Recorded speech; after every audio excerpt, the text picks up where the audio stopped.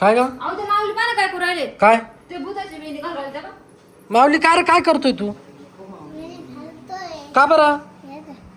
अरे वेणी घातली का बरं घातली पण मग काय माहिती हा अरे बोल ना का बरं घातली त्याने सांगितलं. का रे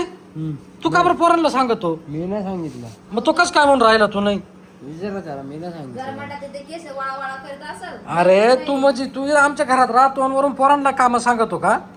हा ते केस चव्हाणा धावाचे तू तेव्हा किती गुत्तडा झालाय त्याच्यात माऊली का रे त्याने सांगितलं नाही तर मी केलंच नसतं ना. तर केसाला हात नाही लावायचा मग हात नाही लावायचे हे बघ कसे केस आहे त्याचे वध्ये हात लावून पाय माहिती मला फक्त 4-5 केस आहे ए अरे पण आपल्या घरात राहतोय ना पण मग असं नको ना केसांच्या गाठी गाठी झाली आपण त्याचे केस नीट विचारून द्यायचे का होय कांग ते कापूर टाका नाही होय कातर आण आणि कांगो आण कातर नको आणू होय कांगो आण फक्त आपण त्याचं आहे ना विचारू फक्त चांगलं शॅम्पूनं धुवून काढ त्याला म्हणा आपल्या घरात राहतोय आपल्यालाच कस तरी वाटत आहे त्याच्यामुळे त्याने घातला असेल भूता तो घरी कोणी नाही करत तुला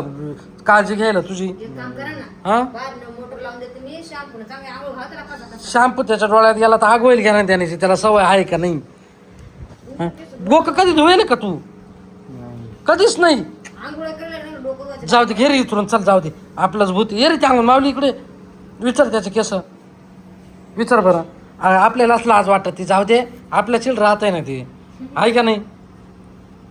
द्या मग इथून. तू गपचित बस ना आता हाताची घडी घाल ना जरा शांत बस ना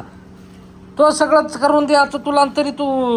गबसत विचारतात विचार काही आहे ना हा विचार विचार विचार कांगो आटकू राहिलाय अरे ते केस कसं घे गवाय तो हाताने मग तो कांगोचे दात तोडले केसांनी हुई त्या कंगोचे दात तुटून गेले बाबा त्याचे केस मग का लोखंडाचे केस आहे का ना त्याचे न. वट हात्या का रे ए, एक काम करतो राहू देते त्याला मी गावात नेऊन ना त्याची कटिंगच करून आणतो चल रे उठ टकला करून टाका उठ टकलच करून आणतो त्याचा आता चल रे टकलं करून आणतो तो चल आता